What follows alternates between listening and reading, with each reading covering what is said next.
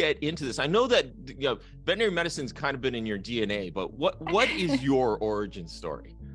Yeah, so I feel like veterinary medicine is so like there's a little string of nepotism in it, and so I come from a family of veterinarians. My dad is a veterinarian.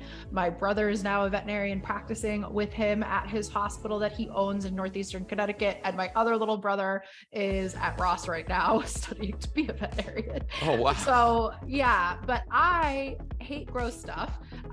So I ended up in the business side, and I always really enjoyed, I worked as a CSR for years. I absolutely loved, interacting with clients, educating clients. And that's kind of where I started to fall in love with the power of social media, because as a CSR, in a traditional kind of practice where you are doing 17,000 things like an octopus at the front desk, I was like, I want to help you, but I do not have time for this phone call right now. So I got into blogging, social media, and other ways that we could educate the pet owners that came to us and connect with them, versus me always having to juggle 7,000 things and run transactions and book appointments and, talk to 3 people at once at the front desk. So that's like at a very easy basic level where it started, because I wanted to be able to take that and bring that online. I wanted to be able to take how much my dad educates in the exam room and bring that online, and how much people love him, and really like build that connection further online. So I started doing that. It was almost like 12, 13 years ago now. And then it really moved into, oh wait, there's something here, because all of a sudden we're driving compliance, we're booking appointments, we're building this community. My dad got voted to be like Pet Plan Vet of the Year against all of these vets at like really big practices. And he's just from the middle of nowhere. But Pet Plan was like, you had, I forget how many, we had like an insane, like everybody else had like 1 or 2 nominations. I think my dad had like 375. And so they were like, we had to say, yeah, like, so all of a sudden you're like, there's something going on here. Like, it's driving business, it's building this connection, it's achieving the goals that I set out to do. And hey, it pays a lot better than my dad does. So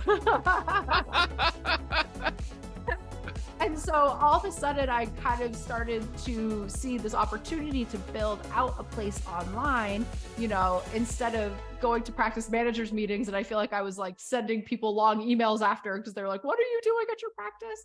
So that's how Snout School was born, was really just initially a blog that would kind of explain what I was doing. And then it turned into courses, and it's morphed and changed over the years. And as I've grown as a marketer, and as I've become absolutely addicted to the branding side of things, more as a brand strategist. And, now it's kind of a bustling little place where over 20,000 people have gotten information over the years from us. So it's exciting. That's an awesome story. I didn't realize how many vets were in your immediate, just core family, right? It's just, that blew my mind when you told me about your brothers. I know. My cousin too. We didn't even mention her. Like, it's an endless, like, we have like some sort of legacy going on, mostly at Tufts. So it's funny how that happens, but it's really why, it's why I've stuck in this industry. I think there's a lot of opportunities that I could have jumped out of this industry, but I have such like a interest in seeing this industry succeed. I see the potential in this industry and what it could be doing. And I love especially helping like independently owned veterinary practices really thrive in this market.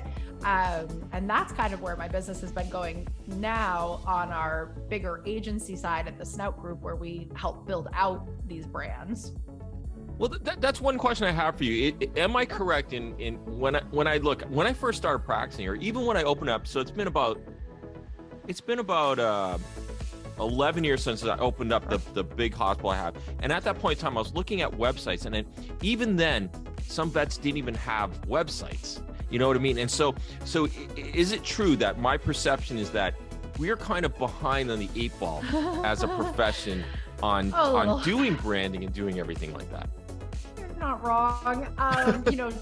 10 years ago, like when I started doing this, I felt like I was like a witch that was going to get burned at the stake for like suggesting some of the things that I suggested at like when I would be at like a practice managers meeting, or when I started speaking and I was speaking to the practice managers, they're like looking at me like, absolutely not. If we go on the internet, everybody will, say bad things about us. And there was like this fear. And so 150%, I would say veterinary medicine is extremely behind. Then flash forward to, 2020 kind of times, when all of a sudden veterinary medicine got the biggest influx of capital that it's ever historically gotten. So all of a sudden we have private equity and venture capital and all these like finance tech bros in the space. And all of a sudden you do see higher end marketing like Bond Vet, Modern Animal, these brands that look a lot more like what I was imagining this whole time. But the funding kind of got us there. But yeah, your average veterinarian is still a little bit behind. And I think especially as this money is pouring in, I'm like, come on guys, I feel like I'm like Chicken Little. I'm like, we gotta go.